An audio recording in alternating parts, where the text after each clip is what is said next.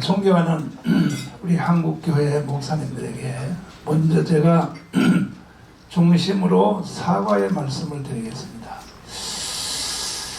많은 분들이 저를 보고 욕을 잘하는 목사라고 해요. 근데 제가 욕을 한 이유가 있어요. 왜냐하면 문재인이가 대한민국을 해체하고 북한의 연방제로 넘기려고 하는 의도를 제가 제일 먼저 알았어요. 알고 청와대 분수압 광장에서 비닐 텐트를 쳐놓고 나는 거기서 더 이상 안 살라고 했습니다. 목사가 자살하면 지옥 가니까 단식하다가 죽으면 천당은 갈 거 아니냐. 그래서 10하루를 굶었습니다. 10하루를. 물도 한 모금 안 먹고. 그랬더니 대구에 홍동명, 여기 와 있는 홍동명을 비롯해서 와서 정가운 너가 죽으면 그러면 싸움은 누가 할 것이냐. 우리가 대신 돌아가면서 금식해 줄 테니까 밥 먹어라. 그 말이 얼마나 감사한지. 그래서 내가 밥을 먹었는데 그 후로 이제 계속 문재인하고 대립하고 싸우다가 제가 3번 감옥을 가게 되었습니다. 3번 감옥을 가게 됐는데 이 문재인은요 간첩 짓을 하는 사람이 아닙니다. 본체가 간첩입니다. 본체. 이것은 지금도 구조화 변호사가 재판을 계속했는데 2심까지 이겼습니다. 문재인은 간첩입니다. 완전히 간첩입니다. 이 도보다리에서 USB를 넘긴 거 한번 보세요. 영상 한번 보십시오. 자, 세계에 이런 정상회담이 있습니까? 배석자 없이. 그것도 바깥에서 남들이 못 듣게 하려고 바깥에 나가서 둘이 소곤소곤 이때 USB를 넘겼어요.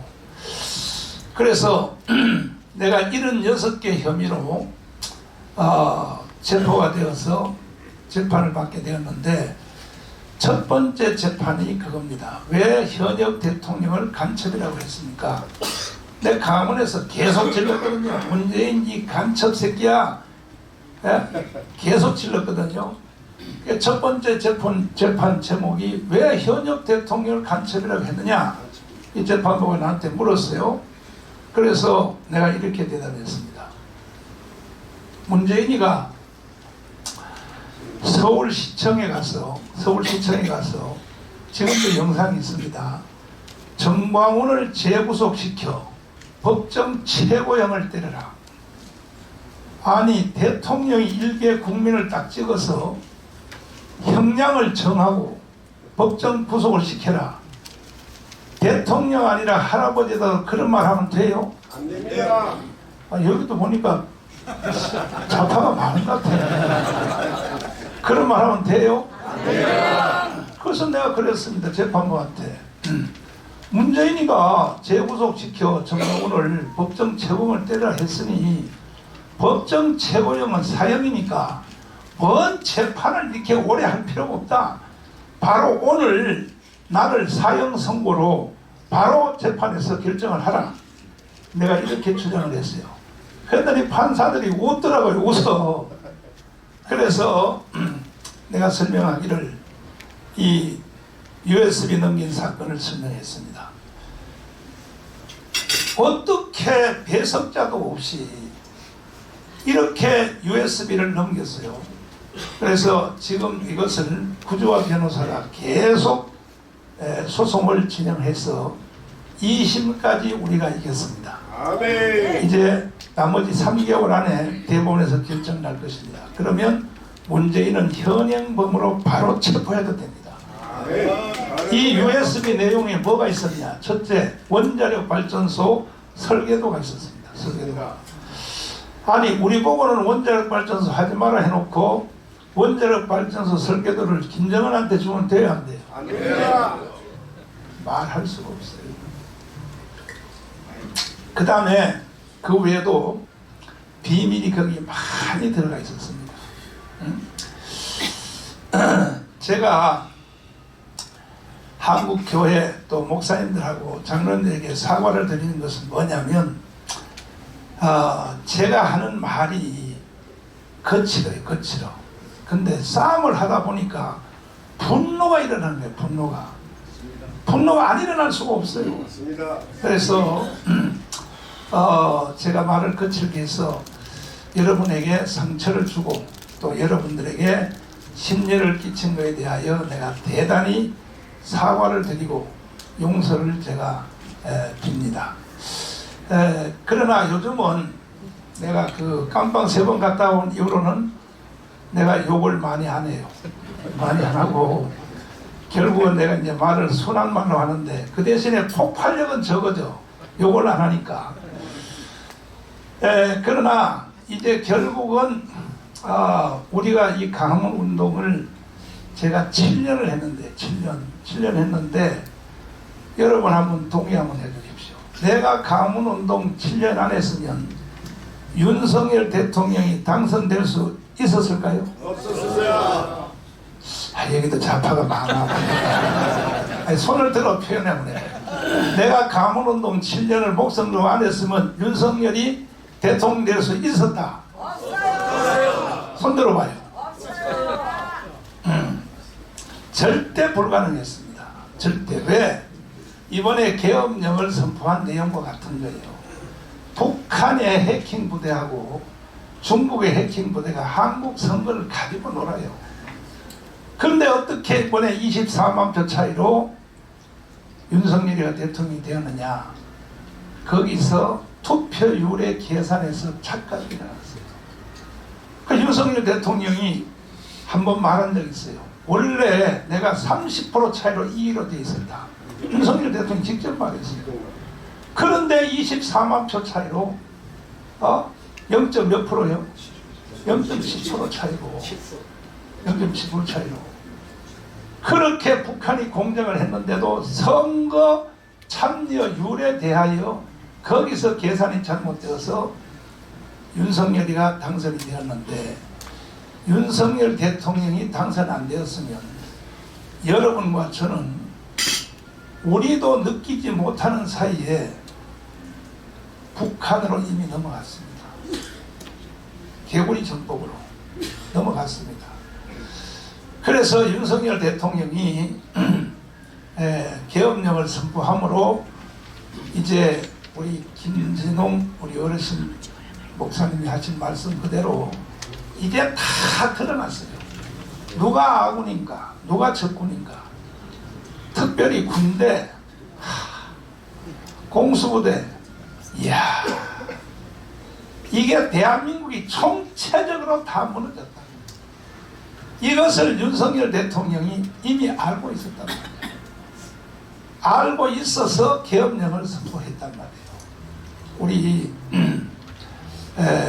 여기 헌법학자 제1호 김학성 교수님 잠깐 나오셔서 나하고 토크를 해주시고 또 작전통역 제1호 황교안 장군님 잠깐 나오시고 빨갱이 대장 이동우 잠깐 나오셨어요. 짧게 본론은 광문에 가서 할 거니까 짧게 첫 번째 네. 윤석열 대통령이 계엄령 한 것이 헌법의 위반이요 정상이에요. 헌법 77조에 근거해서 이루어진 합헌적인 계엄 선포가 된 것이고요. 내란의 소지는 전혀 존재하지 않습니다. 아멘. 최고의 헌법학자들을 모시고 2번이나 롯데호텔에서 포럼을 하셨죠. 학술대회를 2번 열었습니다, 목사님. 했죠. 예. 거기서 나온 모든 헌법학자들의 중론이 계엄령은 합법이라고 나왔어요. 그 첫 번째 학술대회 제목은요. 네. 비상계엄은 내란인가. 그 주제를 가지고 다뤘는데요. 헌법학자들은 다 일관해서 내란의 소지가 전혀 없다. 우리나라 예전에 대법원 판례에 근거해서 논증을 했고요. 두 번째 학술대회는 헌법재판, 국민 저항권 가져오나 그것도 정말로 의미 있는 학술대회였습니다. 지금의 헌법재판소의 태도를 본다면 국민 저항은 불가피하지 않을까. 아마 오늘도 이렇게 목사님들이 모여있어서 나라를 위한 기도회를 하시게 된 것도 지금 대한민국이 쓰러져 가고 있기 때문에 이와 같은 이 기도회를 주최하신 것이 아닌가 생각합니다. 네. 자, 그 다음에 황교안 장모님. 본론은 이제 저기 광장에서 해야 되니까. 지금 USB 넘긴 내용 중에 우리 황교안 장모님은 별 3개죠. 한미연합사 출신이죠. 네. 작전통의 제1호라고 내가 그렇게 별명을 지었는데 일어나. 그런데 그 연합사에 계실 때 만든 북한이 남침을 하면 우리가 다시 반격해서 평양을 점령한다. 작전 계획 그게 몇 번이에요? 작전 5027. 5027. 이것은 아직도 재판의 대법원이 안 끝났기 때문에 이제 대법원 한 번 남았습니다. 작전 계획을 문재인이가 만약에 넘겼다면 뭐 국가 사유가 반역이죠. 반역이요? 예. 뭐 내란데. 그 작교 5027은 제가 연합사에 있으면서 사실 만들었고 네. 전역한 지 오래됐기 때문에 직접 확인은 못했지만은 그런 이야기들이 많습니다. 네. 많고 지금은 조금 바뀌었습니다. 예. 5027이 5015로 바뀌었습니다. 네. 그것도 저는 그것과 관계가 있다고 봅니다.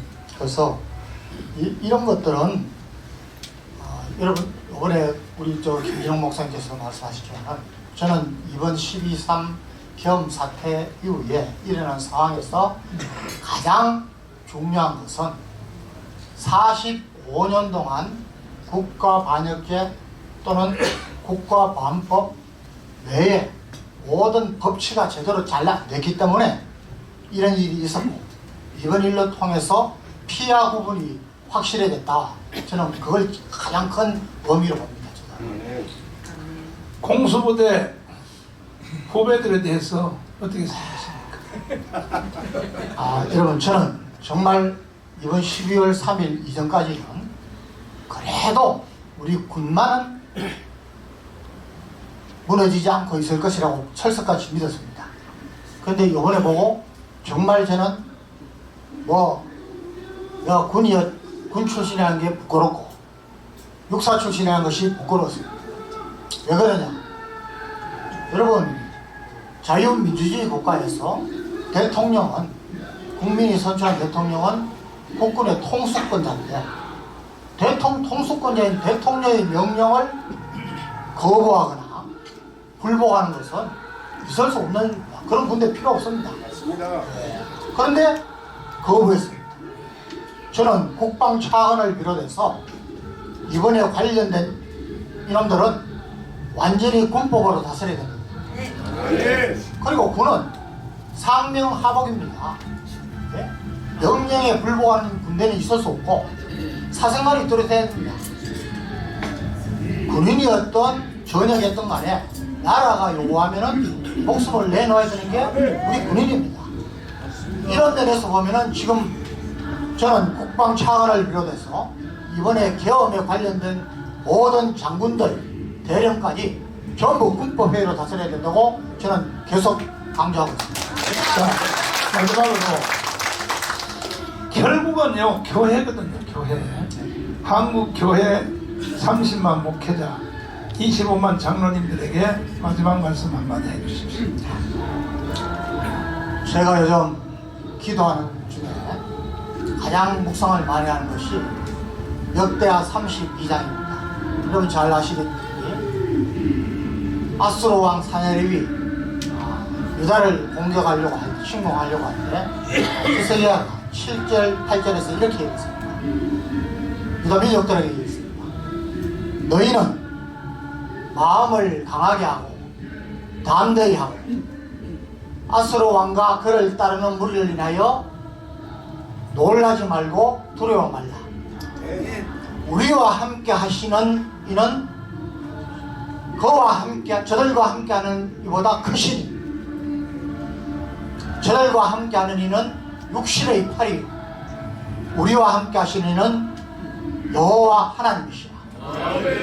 여호와 하나님 그가 우리를 위해 싸우시고 우리를 대신해서 싸우시리라 했습니다. 저는 지금 이 상황을 우리 모든 국민들 중에 이거 국가 위기가 왔구나, 큰일 났구나, 이렇게 생각 못하는 분은 국민 자격이 없다고 생각합니다. 그리고 이 싸움을 여러분 영적 전투라고 생각하지 않는 우리 크리스찬들은 신앙이 엉터리라고 합니다. 저는 평생 역사에 관심이 많았습니다. 그리고 저녁에서는 대학교와 대학원에서 역사를 가르쳤습니다. 여러분, 베트남이 패망한 게 불과 얼마 전입니다. 75년도에 패망했습니다. 베트남의 패망 원인을 그대로 지금 우리가 답습하고 있습니다. 여러분, 주월 공사를 지냈던 이대용 장군이, 여러분, 그는 베트남이 패망하는데 우리 교포를 살리기 위해서 한미를 더 구출하기 위해서 거 있다가 포로가 됐습니다. 5년을 포로 생활을 했습니다. 그분이 나중에 석방돼서 와서 이 이야기를 했습니다. 베트남이 멸망한 것은 군사력이 부족해서가 아니고 네 가지 때문에 첫째는 국민들이 거짓말과 속임수에 불황기 상태였다. 두 번째는 간첩들이 많았다. 여러분, 베트남 그때 인구 2천만 명 중에 0.5%도 아닙니다. 0.5%인 9만여 명의 간첩과 그들 따르는 사람들 때문에 망했다는 겁니다. 그리고 대문 때문에 망했다. 그리고 부정부패 때문에 망했다.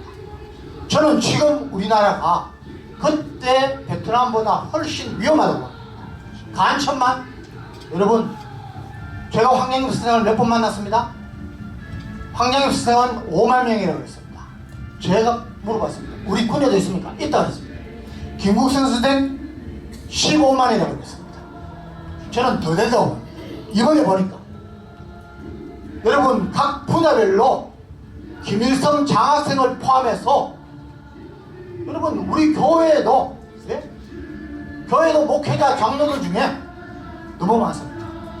저는 이번 기회에 정말 제가 말씀드린 역대하 32장 아스로 왕을 이재명으로 바꿔서 여러분, 이재명과 그를 따르는 사람들 때문에 우리가 놀라거나 두려워해서는 안 됩니다. 하나님이 계시기 때문에.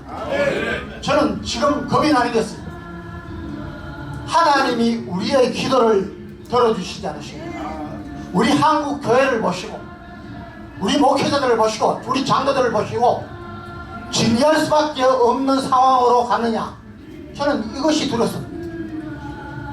옷을 찢지 말고 마음을 찢고 한국 교회가 나서면 이거 금방입니다. 여러분, 천만 하는데 한국 교회가 나서면 우리 크리스찬들이 나오면 1700만입니다. 여기 군 출신들 나오면 그냥 1200만입니다. 여러분, 이번에 싸워 이겨야 됩니다. 여러분, 공산주의, 사회주의 독재 국가에서 러시아가 6천만 명, 중국 7천만 명, 베트남 3분의 1이 죽었습니다. 우리 지금 북한 동포들 때문에 우리 지금 바짝 정신 차리고 함께 해주시면 감사하겠습니다. 이동호입니다. 빠르게 교수 이동호를 모시겠습니다. 지금 보안법이 살아있어요? 죽었어요? 보안법 사실상 없는 것이죠.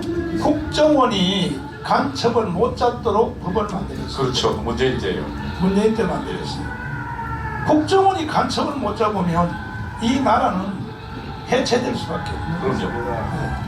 문재인에게 그것을 지시한 것은 사실은 북한의 혁명론에 그대로 나와 있습니다. 문재인 정부는 북한 혁명론 맨 혁명 직전에 민주연립정부인데 민주연립정부의 두 가지 사항을 지시합니다. 하나는 파쇼 세력을 척결하라. 두 번째는 사회정치생활의 민주화를 한다는 건데 아주 심플합니다. 사회정치생활의 민주화는 두 번째 거는 뭐냐면 국가보안법을 철폐하고 혹은 국가보안법 무력화하고 그 다음에 간첩 잡는 기구를 무력화라는 것입니다. 그래서 문재인 정권 때 그 기무사령부 아예 그냥 해체시켜버렸고요. 그리고 결국은 뭐냐면 국가법 간첩을 잡는 기구를 아예 그러니까 기능을 못하게 만들었습니다. 그게 북한이 지령한 것입니다. 그리고 파쇼 세력을 타도하라 해서 파쇼 세력은 하나는 정치 세력과 경제 세력이 있는데 경제 세력 재벌들은 전부 다 감옥 보내버렸습니다. 그리고 정치 세력은 당시에 전직 대통령 2명, 국정원장 3명을 포함해서 200명을 전부 감옥 보냈습니다. 이게 파쇼 세력 척결하라는 북한이 지시는 데가 홍계님은 광장에서 하고 대한민국이 지금 정치, 경제, 사회, 군사, 외교, 언론, 문화 전체가 북한이 완전히 장악했다고 생각되는데 어떻게 생각하세요? 저도 뭐 그 의견에 동의합니다. 왜냐하면 당시 전대협 그리고 한총련 이 출신들이 사회 각계에 진출했고 특히 법조계 그 다음에 뭐 문화계 그다음에 뭐 언론계 다 진출해서 지금 현재 민노총하고 그다음에 그와 연합하는 세력들이 다 장악해 있습니다. 법조계도 이번에 뭐 드러났듯이만 서울 서부지법 같은 경우 완전히 좌파에 아예 그냥 진지가 되어 있었고 헌법재판소도 절반 같은 가까이가 거의 좌파 판사로 재판관으로 세워지는 그런 상황입니다. 이명박 깜빵 보냈고 예, 또 박근혜 깜빵 보냈고 예, 두명 깜빵 보내. 지금 현재 윤석열 감옥에 가 있는 거 감옥. 이거 다 누가 하는 짓이야? 그 북한이 지금 현재는 이렇게 생각합니다. 명백하게 그 주사파, 북한의 지령을 받은 주사파가 국회를 장악한 이재명과 더불어서 일으키는 반란입니다. 자, 됐어요. 김학성 교수님 다시 한 번만 더 나와서 결국은 이제 우리가 이런 걱정만 해서는 안 되고 지금요 저는요 40년 애국운동 하면서 대통령 윤석열 대통령이 가지고 있는 정보 다음에 두 번째는 내가 가지고 있어요. 내가 왜? 관심이 곧 지식입니다. 여러분들이 관심이 없으니까 모르는 거예요. 국가가 어떻게 돌아가는지 모르는 거예요. 관심이 곧 지식입니다. 나는 40년 전부터 애국운동을 했기 때문에 윤석열 대통령 다음에 정보를 제일 많이 가지고 있어요. 제가. 왜? 관심이 있으니까. 그러면 해결책이 딱 하나밖에 없습니다. 지금 딱 해결책이 하나밖에 없는데 뭐냐? 헌법이 보장한 국민 저항권입니다. 국민 저항권만이 윤석열 대통령을 원대 복귀시킬 수 있고, 그리고 제가 윤석열을 왜 좋아하느냐 하면은 윤석열 대통령이 연설하는 연설문을 저는 거의 다 외웁니다. 연설하는 걸 보면은 광화문에서 우리가 하는 연설하고 똑같아. 그래서 내가 하루는 사회수 불러서 그랬어요. 원고료 나한테 내라고. 왜 윤석열 대통령이 날 따라 연설하냐 이거야. 나는 윤석열 대통령을 만난 적도 없고 통화한 적도 없어요. 그러나 사회수석이 내 담당이니까, 시민단체 담당이니까 사회수석 불러가지고 계속 내가 물어봐요. 대통령이 지금 뭔 생각하고 있느냐. 그럼 사회수석은 자기 책임을 위해서 나한테 설명을 다 해줬어요. 그래서 결론적으로는 지금 우리가 걱정스러운 얘기를 많이 해봤자 아무 소용이 없고 해결책은 딱 하나밖에 없습니다. 국민 저항권입니다. 자, 국민 저항권에 대해서 설명 한번 해주세요. 예, 국민 저항이라고 하는 것은 헌법의 근거가 있어야만 발동하는 것은 아니고요. 모든 인간에게 주어진 하늘이 준 권리다 이렇게 보는 것인데, 핵심은 이겁니다. 국가 불법에 대해서는 누구든지 어디서든지 언제든지 저항할 수 있는 것이 바로 저항권의 본질이 되는 것인데, 지금 대한민국의 현실을 보면 입법부 독재는 이미 여러분 다 경험하셨을 테고 국정에다 마비가 된 상황인데 사법부마저 정신을 차리지 못하고 있고, 헌법재판소가 최후의 헌법 수호기관이 되어야 되는데 최후의 헌법 침해자로 전락하고 있는 것이 우리 눈에 훤히 들여다 보이는 것입니다. 2월 3일 날 40여 개 대해서 위헌 심사를 하게 되는데 분명히 위헌 선언이 될 수밖에 없는데요. 40여 개 대해서 이 대통령 측에서 변론 재개를 요구했거든요. 40여개가 여야가 합의하에 임명된 것이냐 아니냐 그 변론을 요구했는데 헌재는 이런 죄에 잘라버렸습니다. 그리고 바로 어저께 그 여야 합의에 관련된 사유서를 서면으로 내라고 하면서 어제 요구하고 어제까지 내라고 했습니다. 이게 재판입니까? 전 도저히 재판이라 볼 수가 없는 상황이 된 것이죠. 따라서 우리 국민들이 헌법재판소를 우리법재판소로 부르는 것이고 헌법재판소를 위헌재판소다 이렇게 국민들 사이에 회자가 되고 있단 말이죠. 더 이상 이제는 국가의 불의를 눈으로만 볼 수 없는 상황이 된 것입니다. 그렇다면 국민이 모여서 저항할 수밖에 없는 것이고 저항은 새로운 시대를 연다는 의미가 아니라 파괴된 헌정 질서를 회복하기 위해서 국민들에게 부여된 최후의 헌법 수호 비상수단이 된 것인데 여러분 오늘 많은 목사님들이 모여서 이 긴급 기도회를 가지신 이유도 뭡니까? 국민 저항의 일종이 되는 것이죠. 이런 것들이 기초가 돼서 대한민국 교회가 일어나야 되는 것이고 목회자가 깨어야 되는 것이고 국민들이 일어나서 정말 불법이 판을 치고 있는 이 대한민국은 마지막 수단이 뭐냐? 우리는 군대를 동원할 힘도 없고 창을 열 수도 없고 총을 줄 수도 없습니다. 우리에게 무기는 단 하나인 것인데 기도가 있는 것이고 성경적으로는 기도인 것이고 세상적으로는 저항밖에 없는 것이다. 지금이야말로 대한민국 국민 모두가 이 무너진 헌정 질서를 회복하기 위해서 하나가 되야 될 것이고 저항이 될 것이다. 이렇게 믿습니다. 자, 헌법학자한테 네. 제가 한두 가지 가르쳐 주려고. 네네. 헌법 우리나라 1조 1항이 뭔지 알아요? 대한민국은 민주공화국이라고 된 것 같은데 무슨? 빨리 띄워 얘들아. 빨리 띄워. 잘 알고 계시네요. 그 다음에 제2항이 뭡니까?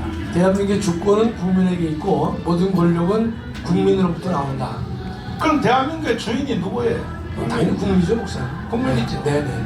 이것을 근거하여 우리는 국민 저항권을 행사하겠다는 거 아닙니까? 네네. 이것이 실제로 집행된 게 4.19 때 집행됐었죠. 그렇습니다. 4.19 때. 네네. 4.19 때 4.19 혁명이 딱 일어나니까 이승만 대통령도 하야하고 네. 그리고 정치 체제도 다 그 내각제로 바뀌어버리고 네네. 장면 정부가 들어서고 네네. 구조 전체가 다 바뀌지 않습니까? 예예. 이렇게 국민 저항권이 무섭다 이 말이야. 그 4.19 혁명은 국민들의 자발적인 저항에 의해서 저항이 일어났고 또 반복되고 전국적으로 퍼지면서 저항이 강력하게 시행이 돼서 마지막으로는 4.19 혁명을 성공하게 된 기틀이 된 것입니다. 그래서 내가 강원에서 노래처럼 부르는 게 뭐냐? 대한민국은 이승만이 세웠고 박정희가 일으킨 나라다. 그래서 세계 경제 6위가 됐다. 동의하십니까? 네. 동의하시면 두 손 들고 만세요. 네. 감사해요. 자, 이제는 제 말씀을 마지막으로 드리고 저는 내려가겠습니다. 저쪽은요 일사불란해요.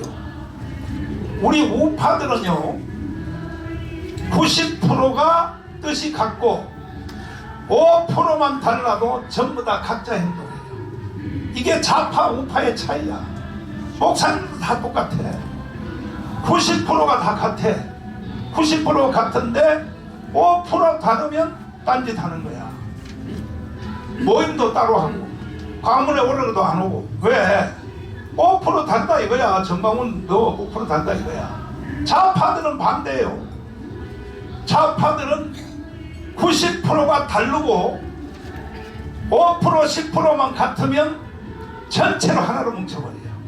그래서 좌파 우파에서 싸움에서 우리가 이길 수가 없는 거예요. 옛날에 여러분 백기한 어른이라고 아시죠? 까만 두루마리 딱 있고 자네들 그러지 마. 그러면 거기로 그냥 다 통일되는 거야. 우파들은요 다왕이야. 다왕이야. 전부 다 개뿔 같은 놈들이 다왕이라고. 아멘. 다왕 중에 누가 제일 왕이냐? 목사들이 다왕이야. 어? 얼마나 나한테 씹는 메시지가 하루에요 1000통 이상 와요. 1000통 이상 나한테. 정광훈 너 이렇게 하지마. 이렇게 목사들이 나한테 1000통 이상 보낸다니까요. 내가요 가문 운동을 사표내고 싶은 마음이 이 속에서부터. 그러면 너가 한번 해봐. 너 한번 해보란 말이야. 강화문에서. 그러니까 나라가 북한으로 넘어간 줄도 모르고 이 목사님들이 그것도 평신도가 아니에요. 목사님들이. 그러나 희망이 하나 생겼어요. 뭐냐? 2030 애들이 알아들었어요. 한 분도 아멘 안 하시네요. 2030 애들이 여기 있는 목사님보다 더 나아요. 2030 애들이 깨어났단 말이에요. 깨어났단 말이에요. 그래서 절대로 나라는 북한으로 안 넘어갑니다. 최후의 공로는 2030들이 가질 것입니다. 그러기 전에 목사님들이 강원 광장으로 30만이 동시에 한번 나와 달라 이거야. 그래야 자유통일이 된 뒤에도 목사님들이 할 말이 있죠. 북한에 있는 지하교인들한테 가서 우리가 통일시켰다 할 말이 있을 거 아닙니까? 김민석이가 내가 트럼프 취임식에 초대를 받고 내가 뭐 잘나서 초대받은 것이 아닙니다. 저는 워싱턴에 로펌을 샀어요. 정치 로펌이요. 미국은요 합법적으로 로비를 하게 돼 있어요. 제가 한 달에 7,500만 원을 내요. 7,500만 원을 내면서 왜? 미국 없이는 절대로 대한민국 문제 해결 안 된다는 거야. 미국 때문에 우리가 해방이 됐고 미국 때문에 우리가 6.25를 이겼고 미국 없이는 안 된다는 것을 나는 이승만을 목숨 걸고 공부했기 때문에 알아서 워싱턴에 박동선 지난달에 돌아가신 박동선 그 회장님이 추천해줘서 최고의 정치 로펌을 샀어요. 한 달에 7,500만 원 낸다니까요. 이번에 가서 내가 다시 재계약했습니다. 재계했는데 왜? 조건이 뭐냐? 상원의원 100명을 다 만나게 한다. 내가 지금 21명 만났습니다. 한국 사람 중에요 상원의원을 나같이 만난 사람은요 윤석열 대통령도 나한테 못 만났다니까요. 왜? 상원의원을 틀어지지 아니하면 절대로 자유통일 못합니다. 그래서 자유통일 상원의원 100명 이번에 다시 재계약했습니다. 그리고 트럼프를 만나게 한다. 트럼프 만나게 한다 그랬습니다. 그래서 내가 2월달에 다시 또 미국을 가야 될 가능성이 있습니다. 왜? 트럼프가 이번에 대통령 안 됐으면요 대한민국 문제 해결 안 됩니다. 그래서 나는 이런 것을 다 알고 있기 때문에 이 김민석이가 벌써 알고 윤석열은 감옥에다 가뒀고 정광훈만 처리하면 이제는 끝난다 이렇게 생각하고 최고위원이에요. 최고위원 김민석이가 뭐라고 발언했냐. 내가 워싱턴에서 유튜브를 듣는데 인터폴에다가 정광훈을 체포하도록 자기가 지시하겠다는 거야. 자, 김민석 최고위원님, 당신이 인터폴을 자기 마음대로 가지고 올 능력이 있어? 왜? 날 보고 한국에 들어오지 말라고 겁주는 거야. 정광훈만 없으면 된다 이거야. 그렇다고 내가 안 들어와요? 내가 체포가 될지언정만 들어간다 하고 공항에 내가 들어왔어요. 들어왔더니 체포 안 하더라고 나를. 그런데 이 김민석 이놈이 완전히 공갈 친 거야. 자, 한번 들어봐 주세요. 특별히 전광훈 집회의 책임을 엄정히 짚을 때가 되었습니다. 탄핵 반대 집회에 동원 알바비 지급을 공언하고 공수처 인근 분신 사건 후에는 효과 있는 죽음의 기회를 주겠다고 망언했고 서울구치소에서 윤석열을 강제로 데리고 나와야 한다고 선동하고 서부지법 앞으로 모이자고 주도했습니다. 무엇보다 헌법을 부정하고 폭력을 조장하는 국민 저항권이라는 해괴한 개념을 내세운 것은 반국가 세력 척결을 내란의 명분으로 삼았던 윤석열과 똑같은 가짜 자유민주주의 패션 논리입니다. 자유민주주의를 파괴하고 폭력을 조장하는 전광훈식 극단주의가 민주헌정의 새로운 최대 위협 요인입니다. 자, 윤석열은 감옥에 가뒀고 이놈이 이렇게 포를 쏘니까 기장층 목사들이 나를 고발을 했어요. 기장층 목사들이. 그 다음에 여러분 언론들을 한번 보세요. 기가 막히는 거야. 정광훈 수사 빨리 촉구하라. 이거는 연합뉴스고 뭐 MBC고 YTN이고 계속 나오는 거야. 자막뉴스로 정광훈 구속 빨리 진행하라. 쟤들은 저렇게 짝짜고 하는 거예요. 짜고 우파들은요 콩가루 집안이요. 콩가루 집안. 그래서 그나마 그래도 다행히 2030들이 깨어났고 반드시 우리는 윤석열 대통령을 찾아와야 됩니다. 동의하십니까? 윤석열 대통령은요 감옥에 가 있지만 가장 세상 말로 재수가 좋은 대통령이 될 수가 있어요. 왜냐하면은 북한이 스스로 무너질 가능성이 있어요. 그러면 윤석열 대통령은요 통일 대통령도 할 수 있어요. 왜? 장마당 때문에. 장마당 알아요? 북한의 노동당보다 더 무서운 게 장마당이라고. 나중에 제가 유튜브로 설명해 드릴 테니까. 어쨌든 한국 교회가 책임을 져야 됩니다. 한국 교회가 다 나오면 한 방에 해결될 수 있는데 왜 교회가 안 나오는지 난 이해할 수가 없어요.